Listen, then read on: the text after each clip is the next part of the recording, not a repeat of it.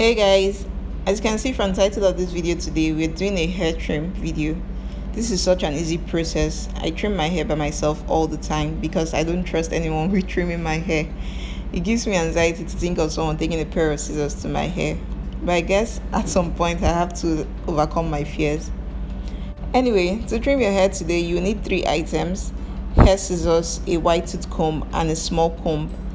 I use all three of these, and if you want, you can get yourself some hair clips to remove your hair from the way or from your face. I'm using my elastic band to get the hair out of the way. My hair is freshly washed and conditioned. So after I washed it, I placed it in twists and I allowed it to dry. So usually I'll trim my hair when I'm about to style it, but for the sake of this video, I'm doing it here because I knew I wanted to come here and make a video on how I trim my hair for you guys. It's easier to trim your hair when they're in sections, and generally anything you're doing with your natural hair, it just goes faster with when you do them in sections. At least that's what I believe. I don't know if that's what you guys do or if that's what works for you guys. So anyway, I hope you guys learned something from this method. Use it however you like or don't. I'm just sharing with you guys what I do and how it has worked for me so far. So guys, I'm giving you guys an impromptu lens check. Anyway, I'm going to be working from back to front. As you guys saw already, I already unraveled the twists, and I have these 2 little sections in perfect sizes to trim. Again, my hair was already detangled when I washed it, but we're going to detangle again just to make sure our trim is accurate. So I'm starting with my white tooth comb, and after that I'm going to move to the smallest comb, or the tiny detailed comb, whichever you guys want to call it, just so you don't rip your hair out more than you have to. I'm going in with my leave-in conditioner from Cantu just to give my hair more sleep while detangling again. So I just detangle first with my white tooth comb from bottom to the roots. You never want to trim your hair on hair that is not detangled. That will be a huge mistake. On detangling with my white tooth comb, I'm going to move on to the smaller comb to detangle. And you want to gently comb out all the tangles. At this section is where you want to take your time and really pay attention to how your hair actually feels. This is how you can tell where you actually need to trim off, because the top portion of your hair will be smooth, but once you start getting towards the end where it's damaged, you're going to feel the hair follicles in your comb, and that is where you want to trim off. Sometimes if I get to a section where my small comb can't pass through, I'll go back in with my white tooth comb to detangle that place again and then continue with the smaller comb. Wherever you feel a lot of resistance, that is where you usually want to cut.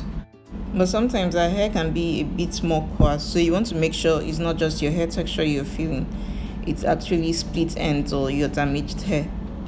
So right here is where I feel a lot of resistance, and if I look closely I can actually see the split ends and the tight knots. So this is like a 1/4 of an inch of hair or maybe less. So I'm not actually trimming much. So I'm going to put my hands up, 2 of my fingers, and hold them up as scissors, and I'm going to scissors the hair. So you want to make sure that you put your hair in between your fingers where you know you have much control over it, so that none of the hair will slip out. So once I'm done with that, I take out my comb from there. So now that I have where I want to cut, which is about a 1/4 of an inch or less of hair, I'm going to take my scissors and then trim the amount of hair that I do. So now I've seen the size of hair I took off from one section. That's the same size I'm going to take off from each other sections that I work on. So I'll usually go in with my white tooth comb and my smaller comb to detangle the hair again, so that I can make sure that I have actually taken out all the damaged ends. So once I'm done with that section, I'm going to twist it up and then move on to the next section.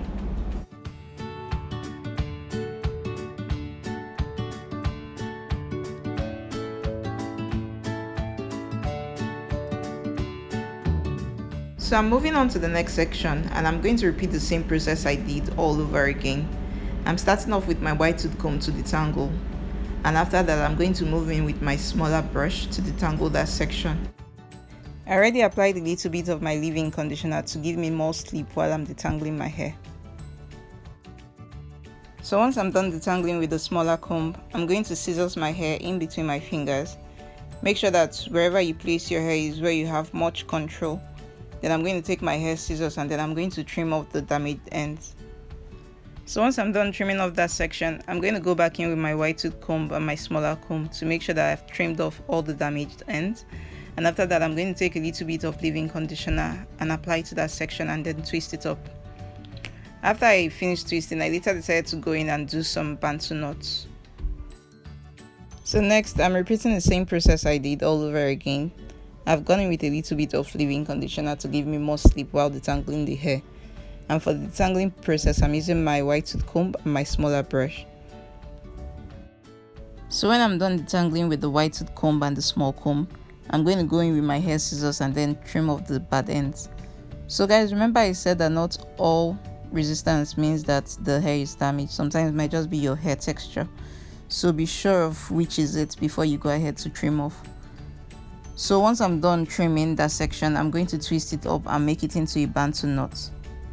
So guys, that is how simple and easy it is to trim off your hair. If you're doing this for the first time and you're nervous, my best advice to you is just make sure you're trimming in smaller sections, because it gives you better control for the hairs you're trimming off. So I'm going to do the rest off camera and then come back and show you guys how much I ended up trimming.